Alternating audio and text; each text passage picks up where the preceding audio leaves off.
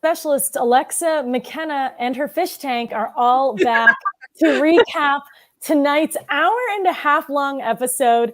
About 6 minutes ago, this is not what we thought the podcast was going to look like, but Phil is very much alive, but is in the middle of a pretty major hurricane and lost power throughout the episode. So he is a little unavailable right now, but luckily McKenna was very available. Welcome back, McKenna. It's great to see you again. Yes. So excited for everyone to see my face and not just my voice. If you are new to the Survivor Specialist, I'm over there on Patreon doing a whole bunch of stuff. So if you want to hear about the amazing race that Celestina and I are currently watching, tune in over there. Absolutely. Yeah, McKenna is doing quite a lot of great stuff on our Patreon. So we will continue to push that throughout this episode. But we also, we just had an hour-and-a-half episode, which I actually cannot think of the last time there was an hour-and-a-half episode. We've had 2-hour episodes, we've had 3-hour finales, but I really, really enjoyed the timing of this. It didn't feel like we were flying through an episode, but it didn't feel like, a slog of a finale by any means. It felt like a really good balance. What did you think? Yeah, it's almost like Survivor should do hour-and-a-half episodes. Whoa, slow that down there. I completely agree. This was a good way to show a little bit of everyone. I think all but like Cassidy got a confessional. Yeah, we got to the challenge and we're like, this blue tribe. We only got Ryan and Gio being like, we're pals. Yes, two of the best pals. Yeah, the blue tribe, they are turning out to be similar to a previous blue tribe from season 41. Really did not get much from them. I was really amazed that we didn't even get anything from them in that back 30 minutes, like leading into the tribal council. Yeah, because we flashed to the yellow tribe. We flashed to Baka after seeing red, and I was like, all right, so we're gonna go to blue. No, why would we do that? Yeah. It's just Carla running the show and Ryan and Gio are best buds. And I apparently that's all that's going on over there. Yeah. Which is totally fine. But we were talking right before the episode. So it's like 8:40 or it's like 8:30 and the challenge ended. So we're like, okay, this is like normal timing for 60-minute episode. They're going into tribal council. I thought Gabler was going to quit. We got a mild implication of that at the beginning. And I thought maybe they'll go through tribal council and then cut to them and have 2 people go home this episode. But oh no, we got a really great back half. Yeah, I thought with the Hawaiian sling, Gabler was going to like shoot himself in the foot and the leg, like some major injury. He was going to get medevaced. Like it was, I didn't realize it was an hour-and-a-half. And I was like, why the hell are they cutting back to yellow after us being with red? Like, I don't understand what is going on here. Yeah. We checked the TV listing and I was like, hour-and-a-half. Oh, you didn't realize it was going to be an hour-and-a-half until... No, until like we're in it. I'm like, 7 minutes. What is going on here? Yeah, that's pretty wild. But it was good. I think it was a really, really well drawn out episode. And as soon as Cody got that beware advantage, I was like, okay, there's no way they could have done this in a standard hour episode. And they built up to it really well because we were introduced to his hat in the first 10 minutes. And it was in the Cody segment. And this was really his episode. What's your take on Cody? Not the biggest Cody fan, but after this episode, I'm not hating him as much. I love him. He still is too much for me, but this episode made him a little bit better. And like we got a little bit more of his backstory, which I thought he'd connect more with the girl on his tribe that doesn't have the leg because of his friend who lost his leg as well. I thought they'd connect more, and they were just like opposite sides of the tribe.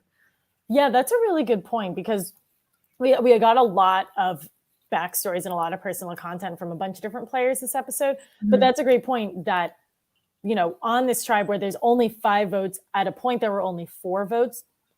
You would think that they would have gotten closer, Noelle and Cody, but it seemed like one of those situations where it was a battle for NECA and it was either you're down with voting her out or you're not down with voting her out. And I think it sounds like she and Cody are super tight, and they were just never going to stray there. And Justine and Noelle were super tight, and I think it's one of those things where you can't have two people being tight on a 6-person tribe.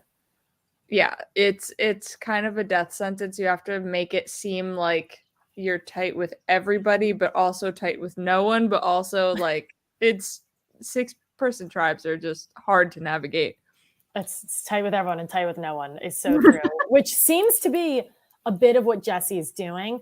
I think he, at the beginning of this episode, he's like, I'm in a really good spot. I think the girls like me, but I'm actually really close with this group. I want Dwight to be my wife. I feel like he really leaned into that quite a bit, but it was cute and endearing, and it was funny. And I think Dwight liked it too. And we'll talk about Pineapple Zone in a minute. I almost just called it Pineapple Time. But I think Jesse did a really great job of balancing all that. And he also had that killer instinct of, well, Justine's the only person who's questioning me, so therefore she's out. And she's a salesperson. Honestly, her most dangerous quality. Exactly. She's a salesperson. Gotta get her. It's so funny because I think like Jesse even said, like Cody's like, she's a salesperson. Jesse's like, you're right. Like, how could I have forgotten that? What's your take on the salesperson thing? I'm like, I mean, makes sense because I'm going to go deep cut with throwing in a Thailand reference.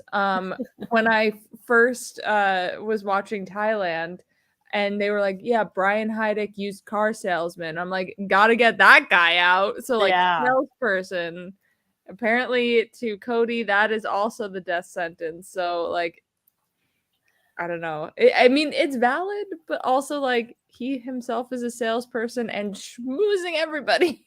Maybe he's jealous that she sells things other than elevators. Because I assume maybe what she sells is the rivalry to elevators.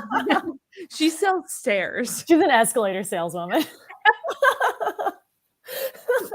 And that was it. I couldn't have it. She was taking all my business in Hawaii. So it must go. I think it's really funny because out of all of the quote unquote like threatening jobs, you would have thought that she is a therapist, cop, lawyer all at the same time.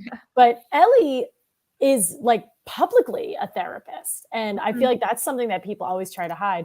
I didn't realize that I forgot last episode that she had like said that to the tribe. I think it's kind of cool that she said that. It's not a big deal. Yeah. No one's like, oh, she's trying to manipulate us. So good on her for laying They're that all down. actually thankful that she's a therapist. Owen was very like, okay, thank you for being a therapist and like reminding me not to stress about whatever he was doing and getting frustrated about. Which I bet Ellie loves and hates. I feel like I'm making an assumption. If you're a therapist, all your friends must like ask you like, what does this be a mean? therapist outside of work, which I'm sure you don't feel like doing. But on Survivor, really good quality to have. Let's jump over to the Baka, the Yellow tribe, just for a second, because they're kind of like the second most populous tribe. Where do you stand on them? Give me a little bit from the premiere too, because we didn't get to hear from you too much.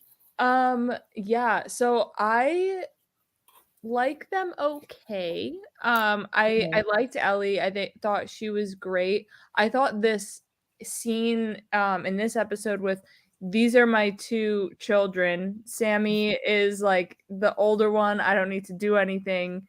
And Owen is the one I need to like help guide along. He's the younger one. And I thought that was hilarious. I think Sammy needs to get out of here real fast. I'm not a big Sammy fan. And yeah, I think I have to agree on like the 22 is okay, but like again, if they're going age based, like 22 is one of the younger people, if not the youngest in the cast. Yeah, I should know this, but he might still be the youngest at age 22. That's a really good point. But so I think like, 22 is just more like easier to swallow than like a teenager. Well, yes. But...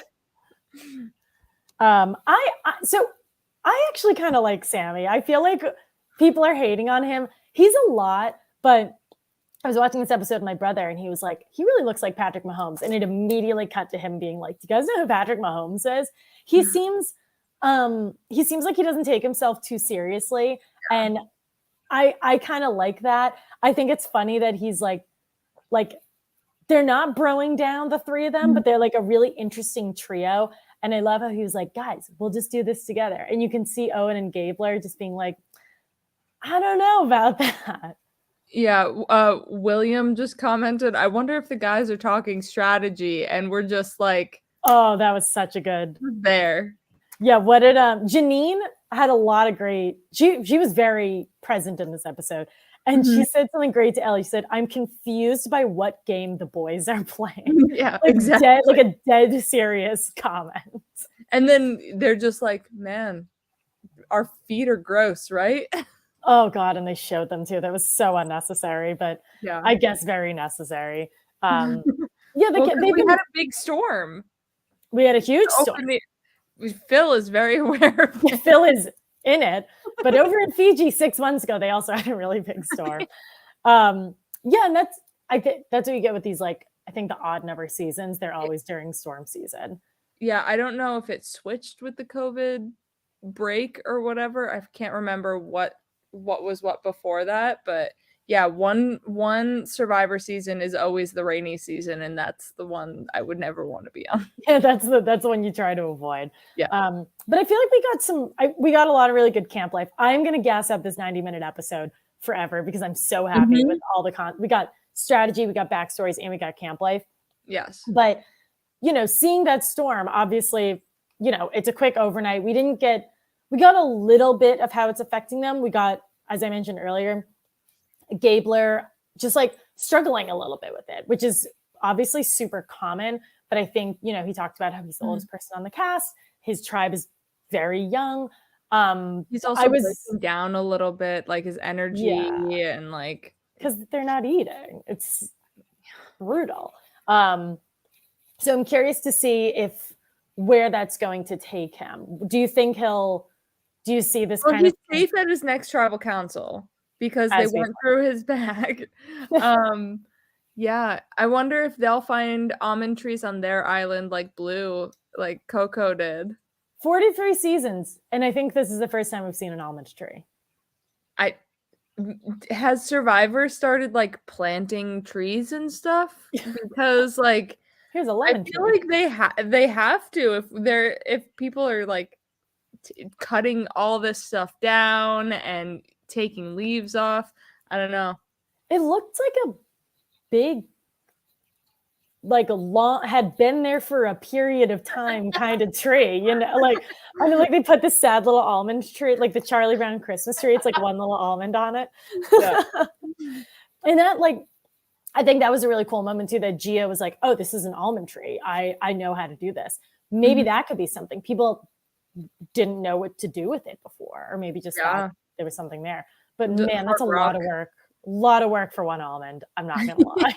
Gio told his entire story while going to town on that one almond. I mean, coconuts are also a struggle just to get that little bit of meat or that little bit of juice. Exactly. Yeah. And we got a really cool moment with Gio and Ryan, and I think they sort of balanced them really well together too, because we heard about Ryan's backstory in the first episode, and then in this episode, Gio tells his story, and then you hear Ryan's perspective in sort of like in his way. He's like, Gio's we're bros. I just heard about his story. It felt like a really cool way for like Ryan to be talking to us about something that we both just learned. Yeah. It was really interesting hearing Gio's backstory because like it felt very sincere. Yeah. When then we flash to Ellie's backstory of her conquering this jigsaw puzzle. Like it's a jigsaw puzzle of the logo. Like I'm also someone who has ADHD and a little bit of dyslexia. So like it's a jigsaw puzzle. It felt just that backstory felt very forced onto us, where like Gio's flowed very naturally with like telling the story of like him in his home with, you know, the almond tree and Peru. Like I found these all the time at home, and then goes right into his family. Mm-hmm. I'm glad you brought that up, because I think you're completely right. And Gio's, yeah, it tied to the tree. It tied to how him and Ryan are getting close. And then with Cody's backstory, his was also, you know, was heavy and personal. Tribe. Yeah. That was then tied to how he could have a relationship with Noelle. Even Dwight, like I thought Dwight's was very well done, because it was like, look, I can meet with all these different types of world leaders. And he pretty much goes, I can talk to Mitch McConnell and Hillary Clinton, but I can't talk to Cody. And that was unbelievably funny. I don't think it was like meant to be very funny, but I really liked that. And I completely agree with you. I think Ellie's story is one that a lot of people can relate to. I just wish they had put it in a different episode, because I heard not the puzzle. Like that puzzle was, it fits piece by piece by piece by piece. It's not something like where, you know, one of those like trickier slide puzzles, or like the fire puzzle, the dragon, like any of those are very much like cerebral, kind of complicated puzzles. And this one is just a jigsaw. Yeah. I know it's standing up, but it's just a jigsaw. I haven't been on Twitter or Reddit, but I do hope that people like give her that grace, because she didn't say, you know, it wasn't her decision to put this in this episode. No, it just felt like one of these things is not like the others. Yeah. And that's in no way, shape, or form to downplay her story, because as I mentioned, I think it's extremely relatable to a lot of people. I wish Survivor had just put it somewhere else, because it felt like it didn't fit the way that the others did. But Ellie's running the show right now. Ellie, 100%. She's killing I'm here for Ellie. I'm just not here for the integration of that confessional. She's in a really good position. I was saying in the predictions that I feel like she could convince Gabler not to use his idol, as she's now knows that he actually can use it. And it seems like you just said, she's got the two younger brothers. She's running this tribe, and it doesn't really seem like people know or care, which is great for her. Yeah. Her and Janine are just like a duo, and they're an obvious duo.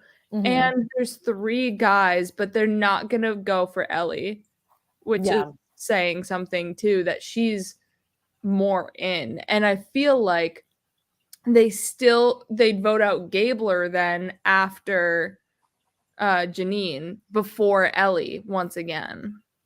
Yeah. And I think Janine's proving herself in the puzzles really well. Janine, and for somebody who looks like she weighs 9 pounds, this was a challenge that is really going to separate the people who can handle that versus not. And I think Janine did really well. Obviously, with the snake thing, like you can only do so much with that snake. Only so many people can do that. This one felt very different, because I don't think in any other seasons we've seen them try and just dangle from it and fail at pulling it down. Even though it was the same puzzle that we have, or the same challenge that we've seen a bunch of times before, but it just was so much more comedic this time around when they were trying to dangle from the snake. One team had 2 of them trying to hang, and it's like, guys, it's not working. Pull the snake over. I'm not going to lie. I would 100% be like, I'll just sit here and let my like mild body weight try to pull this 400-pound snake down. Yeah. When was the last time we saw this challenge? I feel like you would know this. Winners at War. That feels right. Wow, it feels like it's been so much longer than that, but that's really not that's pretty recent. I want to say. I love this challenge. It still has, you know, it's got the puzzle, but I love how physical it is for how long of a time that you have to swim, you have to climb, I can't believe it's 400 pounds. That I thought Jeff said 100. Yeah. 400 pounds is ridiculous. 400 pounds of dead weight, pretty much. Yeah. And it was sillier than usual. Yeah, it was like a different looking snake, 100%. Yeah, definitely. I'm curious if they made it more difficult than previously, but I thought it was great. Stayed on. Everyone's pants stayed on, thank goodness. Yes. I don't know where James was barely in this episode. He might be one of the few people who didn't get a confession. I don't think he was in this episode. Yeah. There was a brief reference to him that he's a part of the gals club, but otherwise that's really all we got from him. But luckily his pants stayed on, or he just didn't even wear them, which was probably smarter. Yeah, for sure. Yeah. So yeah, I thought, where did you stand? Like, so once they lost, this felt like, last week they voted Mariah out because, quote unquote, she wasn't strong for the tribe. Now we had a situation where somebody very clearly did not perform. Did you think they made the right decision getting rid of Justine? Yes and no. Like, for their alliance, I'd say yes, but maybe for the next challenge, no, but you never know. So if they lose again and they don't get rid of NECA because they can pull in Dwight, like if Cody just tries to work on Dwight, then I feel like they're still good. I think if they don't get rid of NECA the next time, like, all right, come on, guys. Like, you know why you're losing, and it's NECA. Yeah, I think I think you're right. I think it depends on the kind of challenge because, okay, we saw it in season 38 as well. Okay, so all these feel like 100 years ago, but I guess they're really not.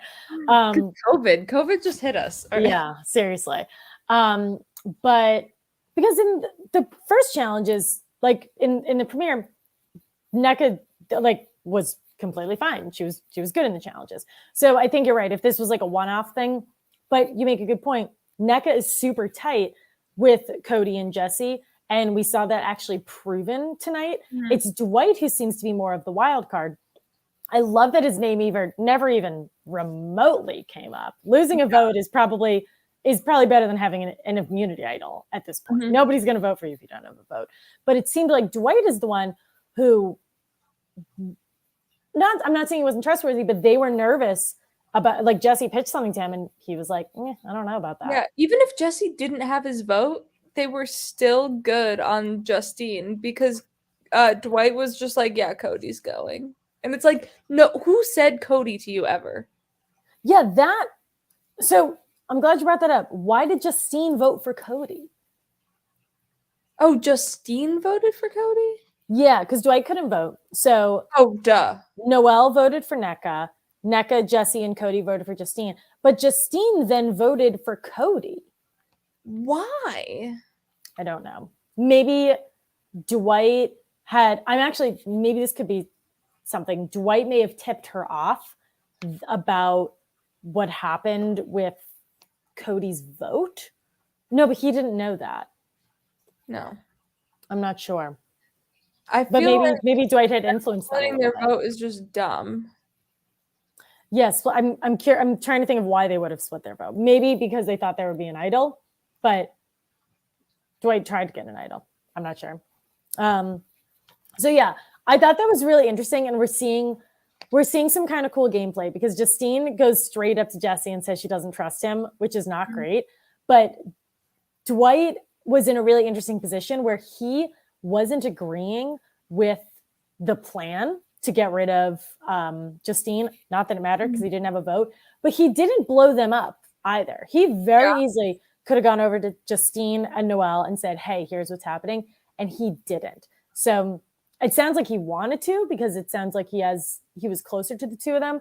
But I think he made the right call by knowing which way the tide was going and flowing with it. Yeah, and especially if you don't have a vote to say something with, it's hard to like want to stir up something that you're not involved with. Like, why stir the pot when you're not involved and you still have good ties with people? If he was like, all right, listen, you're going home from these are your votes against you, I think it would have either blown back on him or now he has no allies on the tribe and he's next. Yeah.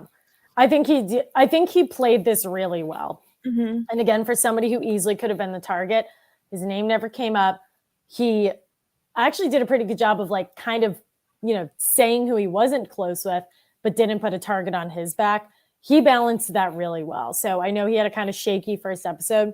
I really like how he handled tonight's episode. Yeah, for sure. Yeah. So coming off of this, what do you think? Where do you think the red tribe is going to fall, and where do you think the yellow tribe is going to fall throughout all this too?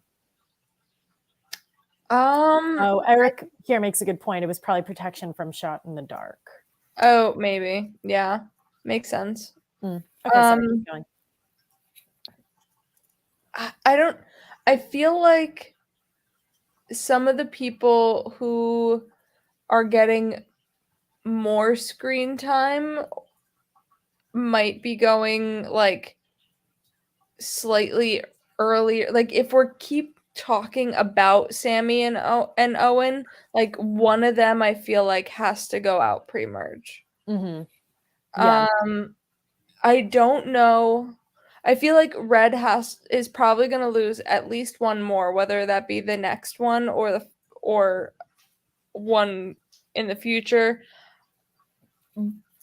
I want Blue to go to a tribal pre-merge so they could like test waters, see where alliances are, and not have the dominating like all Blue to the merge. But we'll see. I put Justine she's at 7 in my power rankings. So like I think I did the similar 9. I did 9. I'm not good at predictions. I will probably be like, oh god. And also with this, like when you're predicting like 17 people, like how it was horrible. Yeah, no one. This is always the hardest one to do. For sure. Yeah, I'm excited to just watch this season. I feel like I was telling some people this feels like the most average group of people you could ever find. You just like point at people in the grocery store and like that's this cast. You walk into one grocery store and cast everybody in there, and this is what you get. Exactly. I like that. And I think, we didn't talk about Owen too much, but Phil's not even here, and I didn't even roast him. Phil's winner pickup voted out. But I want everyone, all 62 of you currently watching, and whatever millions of people will watch this later. Yes, I'm not making fun of Phil. Phil always roasts me when I get something wrong. And when he gets something wrong, I try not to talk about it too much. So one of my other friends picked Justine first in our draft and then got Mariah at the end. Excellent. He picked first. Yeah. I love that. So. Owen is the one person who we really haven't mentioned yet. He, I think, had a really good bounce back, and bounce back in the sense that he didn't even really people want to still work with him. People want to still work with him. I think like him apologizing like at the top of the episode, he probably didn't even need to do that, but he was really good, and self-awareness is key here. He was like, I came in a little hot. I'm going to cool down a little bit. And I'm going to give it a sec. It felt very Mike White, and Mike White ended up almost winning the season. So I think Owen did a really great job. And yeah, I'm trying to think of who else or what else. Lots of props tonight. So those of you who did the prop bets. So Owen blurred his mouth. Cody's butt was blurred, but also his mouth was blurred. The Cody sequence of him like naked over the volcano and they're just blurring his butt, I know you said you're not his biggest fan. I thought it was unbelievably funny. Survivor is like really leaning into him. I can't they named the first episode after his butt tattoo. Like that is bananas. I think he is a perfect cast for the show. Absolutely. He is just, out here living everything to the fullest, and is like, I'm here, I'm playing Survivor, let's go. But he's also that character, and I just think he is whether he flames out or lasts long in the game, I just think he is great for the show. Whether you love him, hate him, whatever. I think he's fantastic. I'm trying to find what the title of this episode was because I want to know who did the episode title, and I can't find it immediately. But Jesse, Cody, and Owen all had their mouths blurred. The yellow tribe and the blue tribe both got rewards. No one's gotten to 5 rewards yet, but just adding that to the ticker. Noelle and Carla both sat out, so we're adding them to the list of people who sat out. Justine had an episode, or she had a confessional in every episode she was in. She also went home with less than 5 votes. Alex said Owen said the title. Owen said the title. Okay, great. Thank you. Owen had the episode title. Ellie almost cried. I'm not going to count her as crying because we didn't see a tear. So if you had Ellie crying, tonight was not your episode yet. I feel like Cody had 10 confessionals again, like very easily. Probably. But last thing that we didn't really cover, what did you like the beads? I loved the beads. I thought that was great. I thought it was so much better than sticking your hand in some paint or saying some words, or, you know, I thought having pre-planting a bunch of these beads on everyone's bags and then saying you got to get them. I thought that was just a really good twist on the Beware advantage, that you had to get everyone's beads in the tribe. Yeah. It felt like a lighter version of Tony getting extorted, because you had to do a little, like, small things that this is like less significant because you're not taking fire tokens for people. Something pretty insignificant, but in a very short period of time. He probably only had like an hour or two to do that. Yeah, and Noelle was like, "This is my bracelet. Like, I'm using this. Like, it would be hard for me to give up something like, you know, that Survivor has given me, because this is my things. It's Survivor. Like, I need everything as a keepsake." Yeah. But if I wouldn't have done it at first, but if like literally everyone in the tribe is, then I'm like, all right, fine. Here's my you don't want to be like that person. But Noelle, she was like, but they're so pretty. It was really, really well done. I had a feeling that he was going to get them because he was like pretty confident at tribal council. Someone here in the chat makes a great point. So he has an idol now. Is his hat the idol? Whoa. I mean, technically it's just the beads, but if they're woven in a ring on the hat, then like, because they gave him the whole strand and not just the bead that he needed, so it's bigger than just a bracelet. Yeah, it's like a very long necklace now. Hat decoration. I deeply hope he plays his hat as an idol. That would be unbelievable. Well, he won't be weaving Justine a hat. No, that's a really good point. That was quite uncomfortable because then it was like a good back and forth. And then Justine is like, Cody's the only person I haven't talked strategy with. Yeah. It's a tough dichotomy there. Cody was the perfect person to get this, though, because he's the, you know, the surfer guy from Hawaii. It fits perfectly with him. And also, it helped that he had 2 people, well, mostly NECA, because NECA's neck was on the line. He had 2 people. NECA was on the line? There it is. Nailed it. Shut down the podcast, everybody. He had 2 people who were like all in on this. And I think the way that they did it, instead of going individually to people, like making it a group thing was really smart, because no one wanted to be the one person to not give up. Yeah, exactly. Yeah. All right. I kind of missed the preview. What's going on next episode? I also did, because I was like, I have to podcast in 5 minutes. I'm so sorry. I have no idea because I was texting you too. All right, we don't have too much to cover there. I guess going into the next episode, who do you think is super safe and who do you think is really not safe? Give me like 3 and 3. I think Lindsay, James, and Gio maybe might be super safe, unless like I worry for Carla because she is the swing vote and she could get like Sarah Lacina'd, where they just like just get rid of the swing. Yeah. And then I think Ellie, Gabler, obviously, and probably Owen are the safest. Yeah. I could see that. Yellow. And then the 3 that are in the current alliance, I think they'd probably take out I another person before they take out NECA. Mm-hmm.